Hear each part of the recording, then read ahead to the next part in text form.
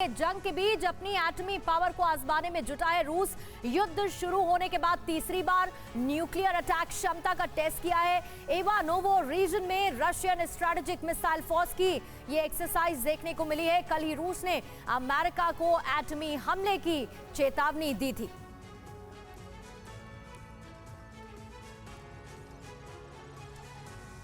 तो देखिए, अब आपको ये भी समझाते हैं कि आखिर रूस की जो एटमी तैयारी है वो है क्या। इवानोवो रीजन में अपनी एटमी ताकत परखने में जोर शोर से इस वक्त रूस जुटा हुआ है, ये सबसे बड़ी जानकारी। और युद्ध के बीच रशियन स्ट्रैटेजिक मिसाइल फोर्स की बड़ी एक्सरसाइज भी देखने को मिली है।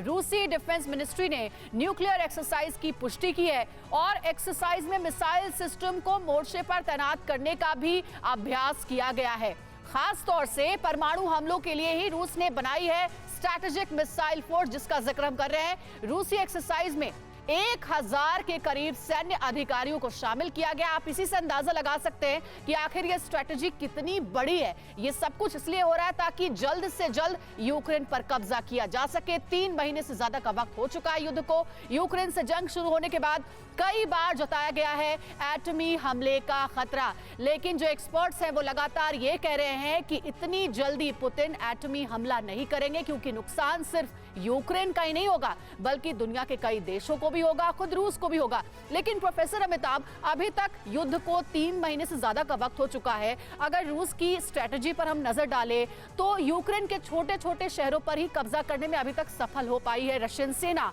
आगे क्या स्ट्रेटजी नजर आती है आपको? खासकर जो इंफॉर्मेशन हम दे रहे हैं उससे जुड़ी सैन्य अधिकारियों को शामिल किया गया है। अब एक नई बात सामने आ रही है कि अब एटमी तैयारी करने के मूड में रूस। देखिए, रूस अपनी गेन्स कंसोलिडेट कर रहा है। डॉनबास रीजन में वो 95% कैप्चर कर चुका है। लास्ट जो शहर है जिसकी आप सूचना दे रहे थे वो अब कैप्चर होने वाला है। खार्किव में लड़ाई चल रही है, अभी उन्होंने पुश बैक किया है फोर्सेस को, लेकिन वो तो स्टेडीली ये आगे बढ़ रहे हैं। उनका जो इंटेंशन है रूस का, वो चाहते हैं कि एक पूरी तरह से कॉरिडोर बने जो रूस की लगी हुई सीमा से लेकर ओडेसा तक जाए। ये मेरा मानना है कि वो ओडेसा को कैप्चर करना चाहते हैं। अगर ओडेसा कैप्चर हो गया तो पूरी तरह से ब्लैक सी से वो कट जाएगा। एटमी चिंता जो जताई जा रही है वो लास्ट ऑप्शन होगा। देखिए, एटमी चिंता इसलिए भी जताई जा रही है कि वो लास्ट ऑप्शन इसलिए भी है कि अगर एटमी बॉम्ब का इस्तेमाल करते हैं तो क्या होगा, ये वॉर बढ़ सकता है, ये अनकंट्रोल्ड हो सकता है। फिर नेटो का इंटरवेंशन भी इसमें आने की संभावना है।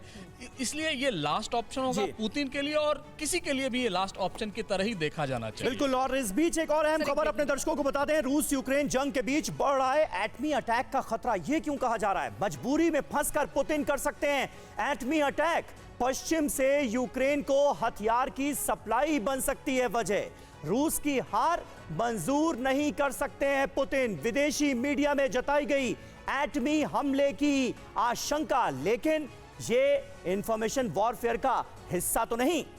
तो सवाल यह भी उठ रहा है कि क्या परमाणु युद्ध का खतरा हर बीतते दिन के साथ बढ़ता जा रहा है? दरअसल रूस यूक्रेन जंग ने परमाणु युद्ध के खतरे को काफी करीब ला दिया है और करीब 100 दिन बाद भी यूक्रेन के युद्ध में पीछे न हटने से रूस पर भारी दबाव बना हुआ है। पश्चिम से ज्यादा मारक हथियार यूक्रेन को मिलने से रूस आक्रामक हो सकता है। पुतिन युद्ध में हार या फिर अपनी कुर्सी से बेदखल होना मंजूर नहीं कर सकते और इसके बाबत बड़ा फैसला ले सकते हैं। पुतिन के सामने ऐसी स्थिति आई तो शायद कितना भी बड़ा फैसला ले सकते हैं पुतिन। दूसरे विश्व युद्ध के बाद इतना बड़ा परमाणु खतरा पहले कभी पैदा नहीं हुआ है जितना इस वक्त रूस और यूक्रेन के बीच जारी युद्ध को लेकर नजर आने लगा है। कोचर सर, क्या इसकी संभावना है?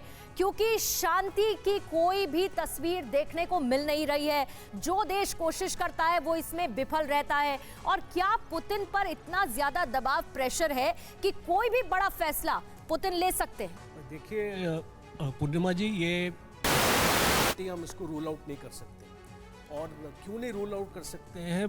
क्योंकि जिस तरीके की मदद यूक्रेन को मिल रही है, और आने वाले वक्त में और भी एडवांस वेपन्स आने वाले हैं यूक्रेन के पास। और अगर ये सप्लाई चेन कंटिन्यू रहता है, और आपने खबर में इसको देखा होगा कि रूस ने चेतावनी दी है पोलैंड को और हंगरी को, ऐसे देशों को, कि आप अपना सप्लाई चेन वहाँ से बंद कीजिए, अदरवाइज हम ये आपके देश के अंदर मिसाइल अटैक करेंगे। तो अगर पोलैंड के अंदर अटैक होता है, कहीं भी अटैक होता है, तो वो एक नेटो कंट्री है, तो हो सकता है कि ये नेक्स्ट लेवल पे जाए लड़ाई।